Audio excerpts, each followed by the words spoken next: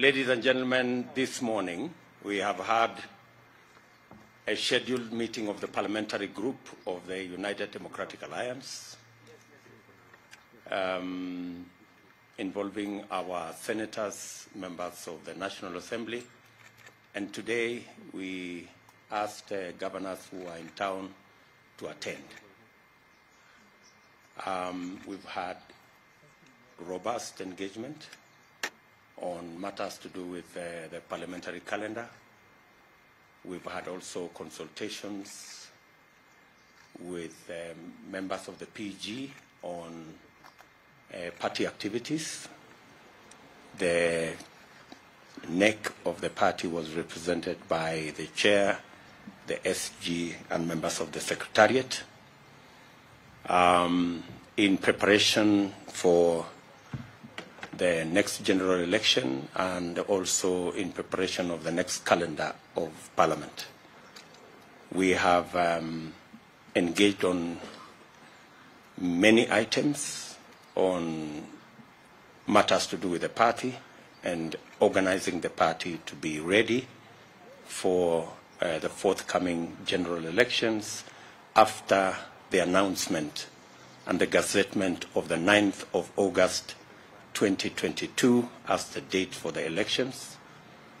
The PG have been briefed by the party officials to prepare the roadmap with the attendant timelines to be able to prepare the party candidates, the party members, and Kenyans in general on the manner in which UDA intends to carry its activities going into August. We have also agreed on the parliamentary calendar and the items that will be canvassed and prosecuted through Parliament. And we have also concurred with all the items that have been that were on the agenda. The PG has also endorsed the partnership arrived at after consultations between UDA, ANC, and Fort Kenya. And we now believe that with this partnership, the country has been given direction on the next general election. We believe that all independent arms of government should perform their duties as required of them by the Constitution, and we will support all institutions, independent institutions, in making sure that we have a credible, a free and fair election. We have taken a very firm position against violence, and the party's position to its members, to all our candidates, is that violence must never be part of the equation as we canvass for votes going into this election. We expect the IG and all the other institutions of government to ensure that notorious participants of elections that have a track record of violence are stopped from continuously injecting violence into our election equation. We want a firm commitment from all candidates that they will publicly disown violence. We want to challenge every presidential candidate, especially the presidential candidate of ODM, to clearly, firmly, unequivocally renounce violence. he has had the excuse of trying to explain away instances of violence perpetrated under his watch. As a party, we are making an unequivocal commitment to the people of Kenya that UDA, its members, its candidates, will not participate in violence of whatever nature. We expect the same from every party and every candidate, because Kenya deserves and should have a peaceful election. We expect the people of Kenya, out of free will, without blackmail, intimidation, or threats, to make their choices free of violence. That is our very firm position as a party.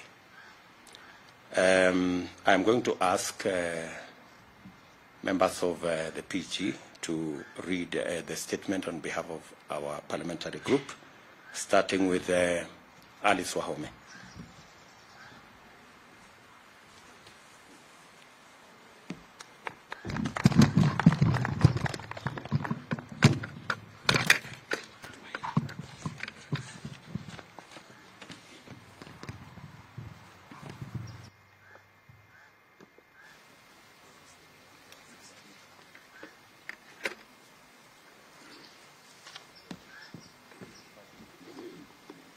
Thank you. Good afternoon.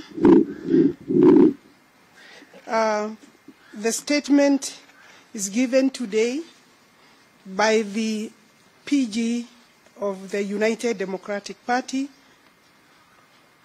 parliamentary group after its first meeting of 2022. This is our first meeting this year, held here today, the 24th of January, 2022. Today, the United Democratic Alliance Party's parliamentary group held its first meeting for the year 2022. At the meeting, members were appraised of the progress made so far in galvanizing the party's position on the country's political spectrum.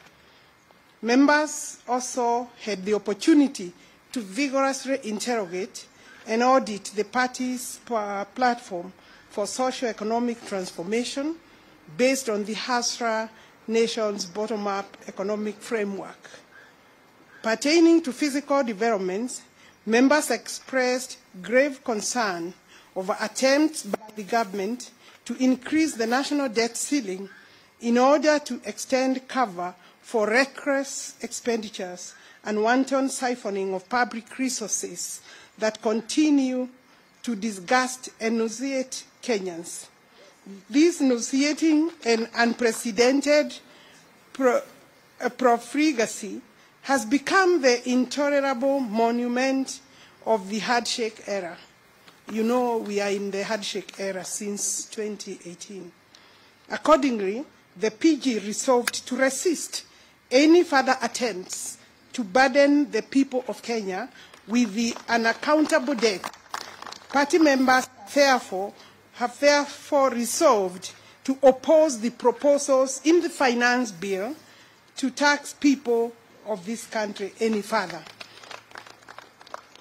The UDA, as a matter of policy, is categorically opposed to the anti-poor fiscal measures and the sort of predatory taxation or the use of national revenues to sponsor unconscionable wanton waste. We look forward to participating vigorously in parliamentary business that will generate pro-poor measures and policies to address the urgent problems of the majority. As a first step, the UDA parliamentary group, has also resolved to amend the budget policy statement in order to increase the allocation to the counties to near 35%. We see this as a practical measure to increase resources to finance service delivery at the real bottom of our socio-economic pyramid.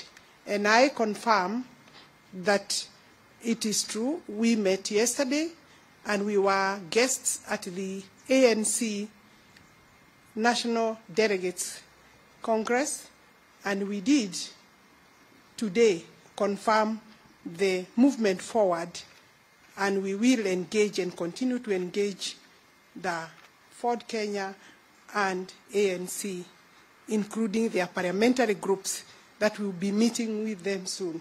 Thank you.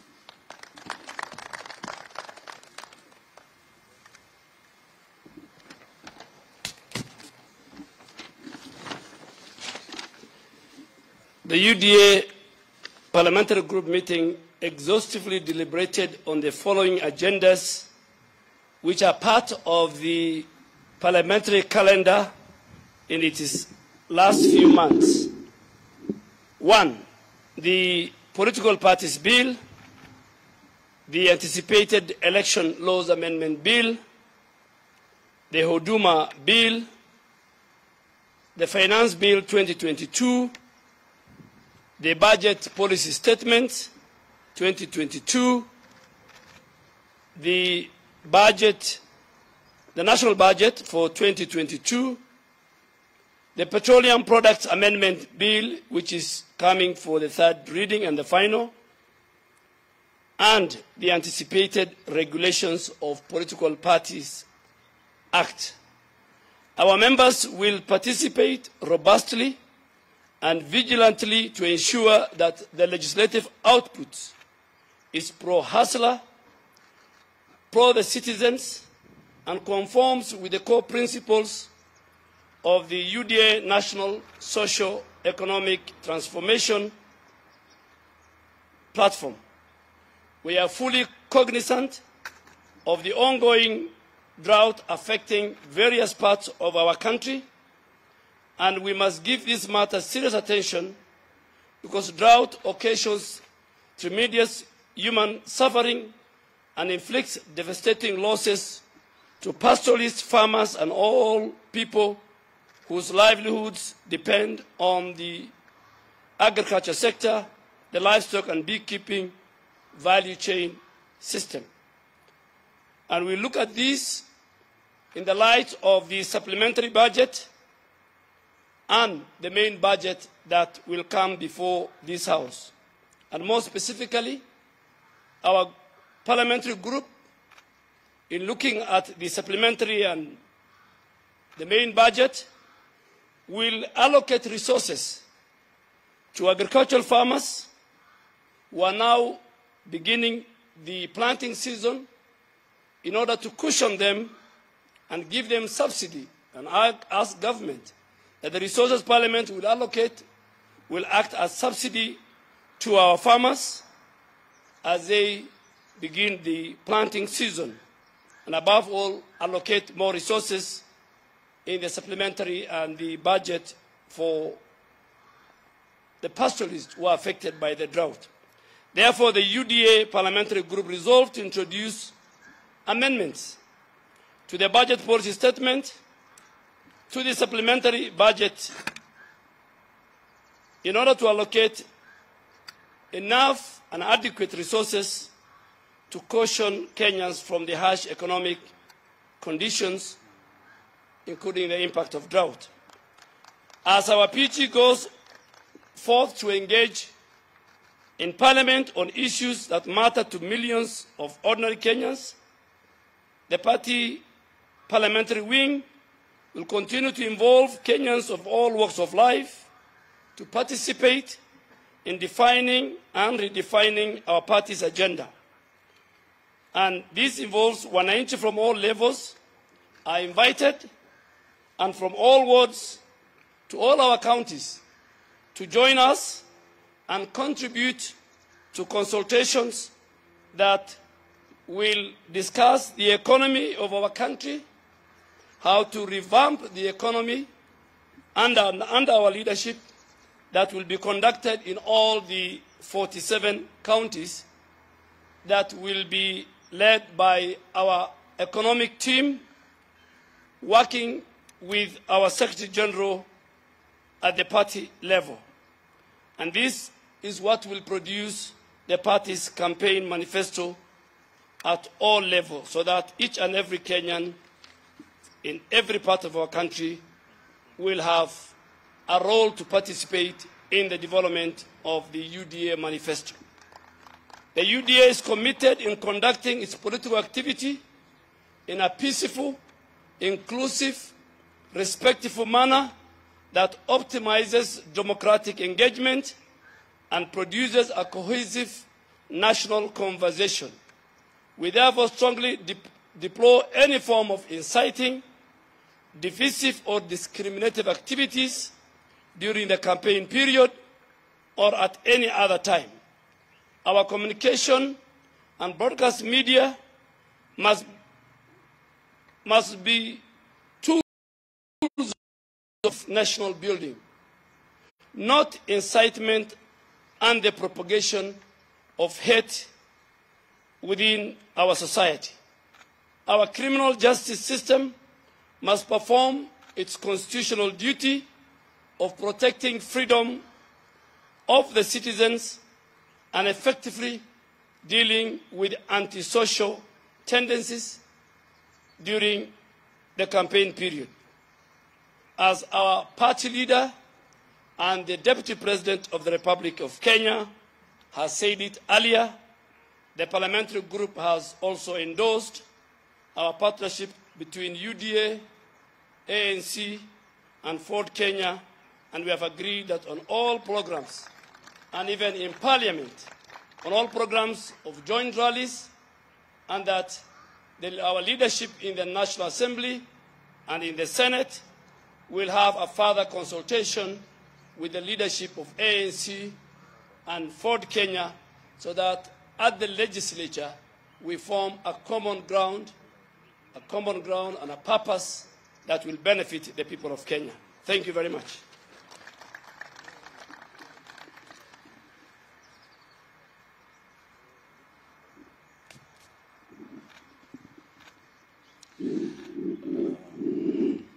Wanahabari, leo tumekuwa na mkutano wa wabunge wa chama cha UDA tukiwa na maseneta na magavana wetu hapa hivi leo, na tumejadili mambo muhimu ya kitaifa, ikiwepo kwamba sisi kama chama cha UDA tumekataa mambo ya uchochezi na mambo ya vurugu na mambo ya kuleta mshike katika taifa hili la Kenya wakati huu wa uongozi na kama wakati wa uchaguzi. Na kama chama tumesema kwamba wale wapinzani wetu ambao wako kule, hao pia watupatie msimamo wetu kuhusu mambo ya uchochezi na mambo ya fujo ambayo sisi tumeyakataa, na hao pia tunawaomba na kuwauliza kwamba watoe taarifa yao kuhusu maneno haya. Pili, kwamba mkutano huu tumekubaliana kuhusu ile miswada na mijadala na sheria ambazo zinakuja katika bunge, kwamba sisi kama UDA tutasimama kidete na watu wetu na wabunge wetu watakuwa bunge kujadili na kuhakikisha kwamba sheria ambazo zinapitishwa, ikiwamo bajeti ambayo inakuja na ile pesa ambayo itafadhili bajeti, kwamba sisi tutasimama kwamba miswada yote ambayo itapitishwa pale isimame na Wakenya wale wa kawaida, kwamba zile pesa ambazo zitatengewa zitengewe watu ambao kwa sasa wanapata shida na uchumi huu wetu, wale wananchi wetu wa kawaida. Na pia tunasema kwamba katika mambo ya agriculture na ile budget statement ambayo itakuja, sisi kama wana UDA tutasimama na wakulima, na tunasema kwamba vile bei ya mbolea imefika takriban shilingi 6,000, sisi kama UDA tutajaribu kusukuma na tutasukuma kwa nguvu tuiteremshe mpaka ifike 2,500, ili wakulima wetu ambao wanategemea, wananchi wetu wanategemea ukulima, na wakati huu wa ukulima, season ya ukulima na mfumo wa ukulima unaanza, ili waweze kupata nafuu na wapate mazao ambayo pia wanaweza kuuza kwa bei nzuri wakiwa katika huko mashinani. Na pia tunataka kusema kwamba, na hii ndio maneno tumesema katika PG, kwamba uchaguzi unaokuja tunauliza Wakenya wawe na amani, wawe na uwiano, lakini wachague viongozi ambao watapeleka gurudumu la taifa la Kenya mbele, na kuangalia kwamba wetu, kusisitiza kwamba uchumi wetu ndio kipaumbele wa timu yetu hii ya UDA, kwamba tutaangalia kila njia ili kila Mkenya aweze kufaidika katika serikali ambayo inakuja. Baadhi ya sheria ambazo zitakuja ni ile Political Parties Bill. Kuna sheria za uchaguzi ambazo zinakuja, ambazo tunajua sheria hizi zinajaribu kuhujumu uchaguzi unaokuja hapo mbeleni. Kwamba zile marekebisho ya sheria ambayo yanakuja yatakuwa katika bunge, sio kujaribu kusaidia uchaguzi, lakini kuhujumu uchaguzi. Na sisi kama chama cha UDA tumesema tutasimama kidete na Wakenya kuhakikisha kwamba tutakuwa na uchaguzi ulio wa huru na wa haki na ambao utakubalika na kila mtu. Kuna sheria zile inaitwa Huduma Bill, na sisi tumeona katika hii sheria inayokuja ya Huduma Bill iko na vipengele ambavyo havisaidii Wakenya, lakini vinasaidia wale Wakenya kidogo ambao wanatafuta mamlaka kwa njia ya utapeli hapa Kenya. Na kusema kwamba the Petroleum Products Bill ambayo itakuja katika bunge, sisi tunasema kwamba uchumi wa Kenya unazidi kuzodorota kwa sababu ya haya maneno ya mambo ya petroleum, mambo ya petroli. Na tunasema kwamba tukipunguza bei ya petroli, uchumi wa Kenya pia utapanda. Na sisi kama wana UDA ambao tunaamini kwamba sisi tunasimamia wale wananchi wa pale chini, wananchi wadogo, tutahakikisha kwamba wananchi wanapata haki katika hii sheria ambayo inakuja. Na pia kusema kwamba sisi tutakuwa ngangari sana huko Senate kuhusu hii maneno ya Regulations of Political Parties Act. Kama vile mlituona pale National Assembly, pale bunge la kitaifa, pia pale Senate tumejipanga kupambana kuhakikisha kwamba sheria ambazo zinapitishwa ni sheria ambazo zitasaidia Wakenya, sio kusaidia Wakenya wachache ambao wanataka mamlaka kwa mlango wa nyuma. Asanteni sana, Mungu atubariki.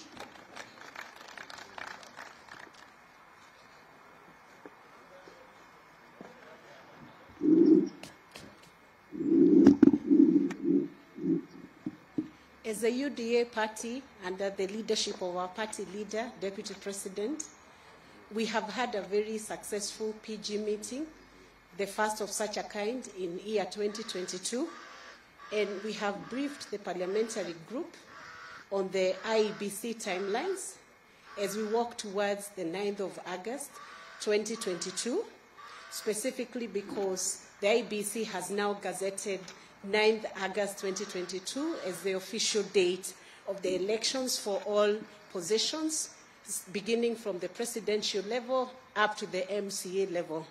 In preparation towards this date, this election date, the party has briefed the parliamentary group of all the logistical preparations that the party has done towards the nominations, and we continue to assure our aspirants that every preparation is being made at the party level, at the NEC level, to ensure that everybody will get a free and fair chance to contest under the UDA ticket. And at this very early opportunity, let me welcome the partnership of the ANC and Ford Kenya. UDA is a big party. The doors are open, and we welcome many more such partners who would wish to partner, those who find consensus and mutual agreement with the bottom-up economic policy that is going to improve the livelihoods of Kenyans at large. We have also taken this opportunity to discuss the progress of the appointment of the polling center coordinators that has been happening countrywide in the 47 counties. This program was supposed to expire, the days for doing this program was supposed to expire last week, but we have extended this period to allow up to Friday of this week for all those counties that have not concluded the exercise to be able to take time and agree by consent how we are going to appoint and how they will appoint the names of polling center coordinators. The exercise is intended to strengthen the party grassroots structures. It is not intended to cause contestations or fights in the counties and constituencies and wards. So we encourage all our aspirants to work together and agree on that list of names, and these coordinators will be very effective in managing the affairs and the activities of the party at grassroots level. However, we would wish to clarify that these coordinators are not going to be conducting the nomination process, so there is no need for people to fight. There is no need for aspirants to contest over these names, but everybody must get a chance in giving a name of a polling center coordinator, especially when they are registered as aspirants within the UDA party. So thank you very much, and we continue to welcome everybody to join the UDA party. And the young people who have not registered as voters, you have a window right now. IEBC is having an enhanced voter registration program running up to the end of the month. Please make a point of registering if you are not yet registered. And for all those who would like to join the UDA, please visit the e-citizen, resign from the parties that you have been, the parties you do not want to be in, and join the UDA party. Asante sana.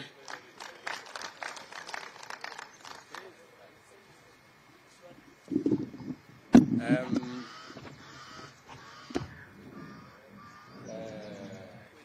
me request we can have maybe one or two questions just to clarify on the subject matter that has been discussed in the PG.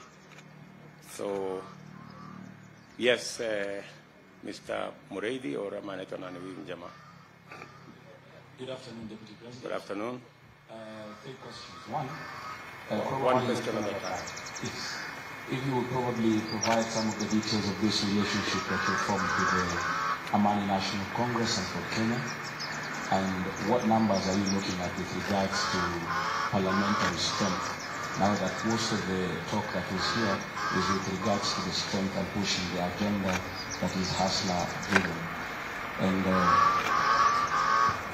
some of you know from Citizen TV, mine is really emphasis of the first question.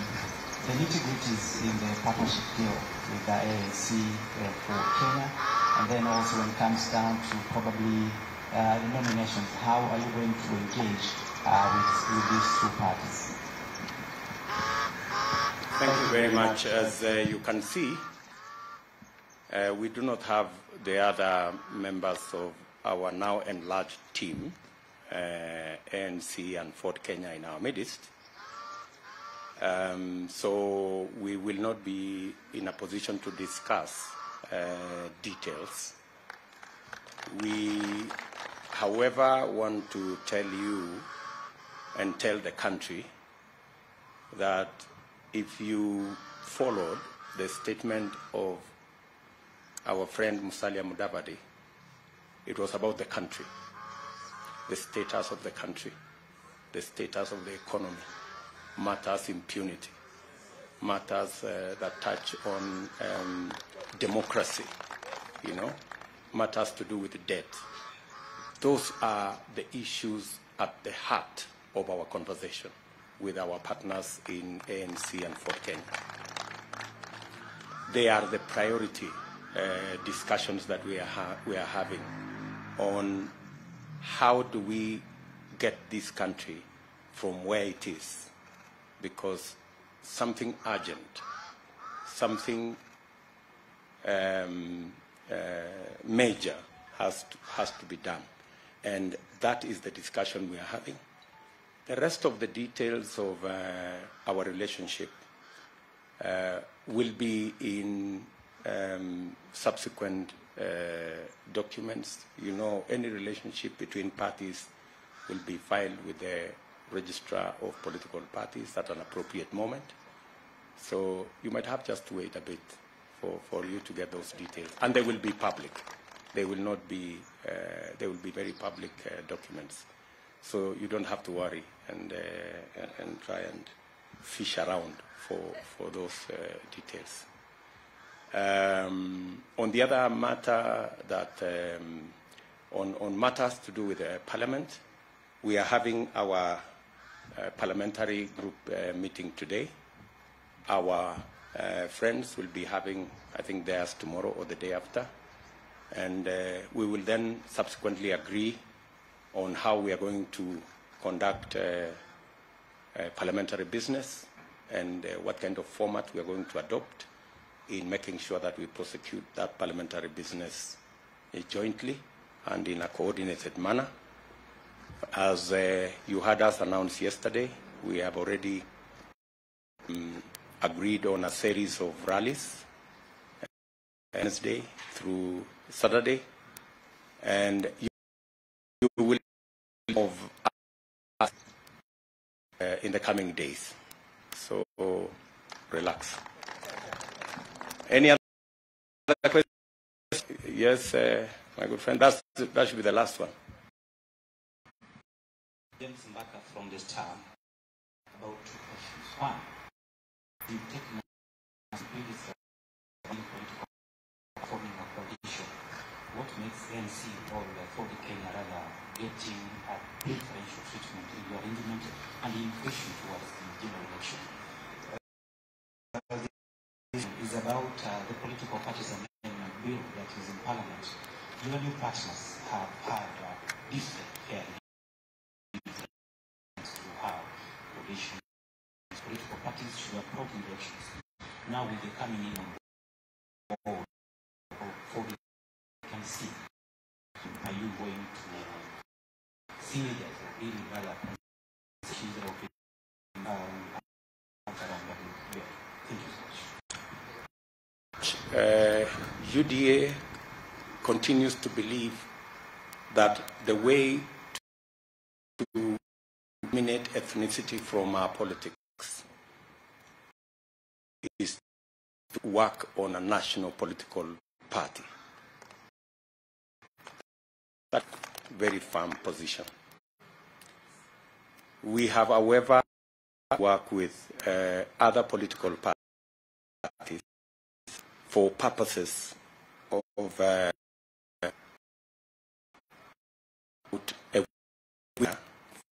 for elections, especially in the face of the onslaught by those who are ethnic parties. We've seen a proliferation of political parties sponsored purposely for purposes of dividing people and working on dividing our bases. And Ford Kenya have suffered the same fate. ANC have suffered the same fate. And that's the reason why we have decided to come together to stall this onslaught on divisive, sponsorship of parties not meant for any other purpose, but meant for the purposes of dividing people. And that is our mission, that these sponsored political outfits that are indeed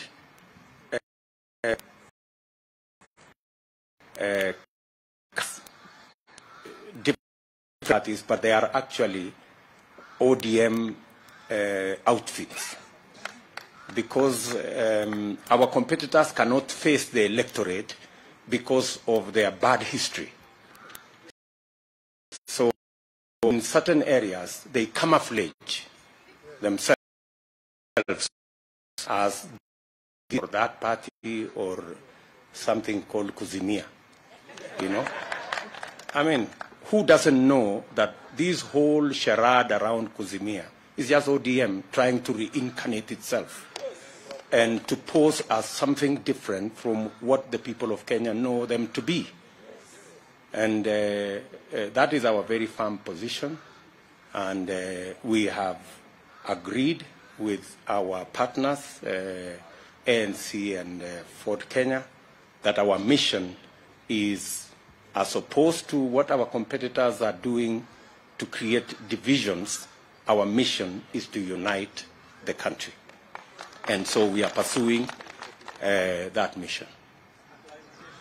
I thought we have closed that chapter. Thank you very much, good people. There is always another time.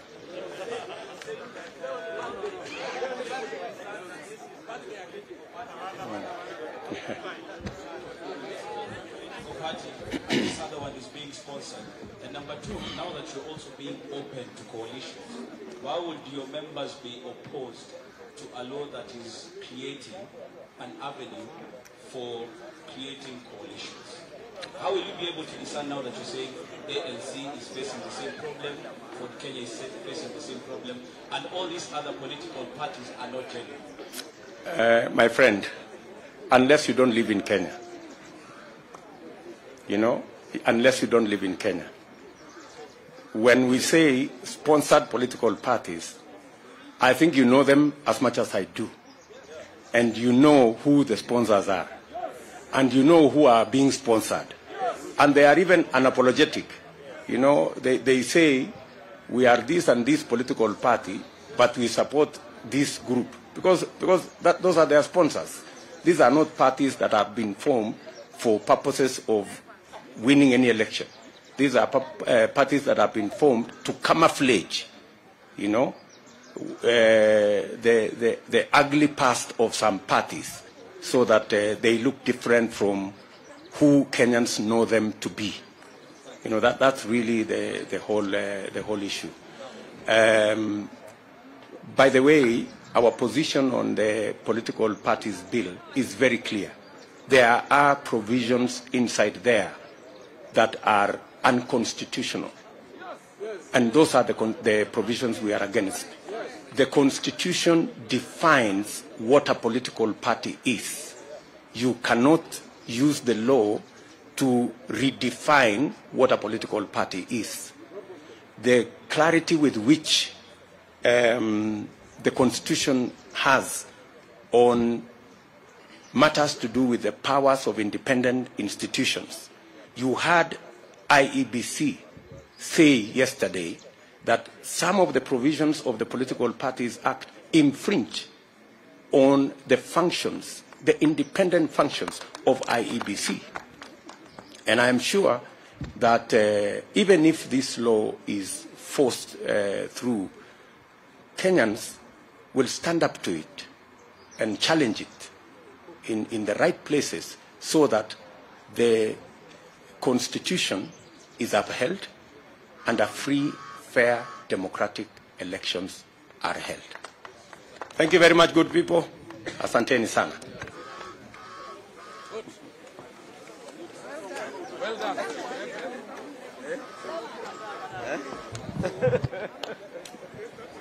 done.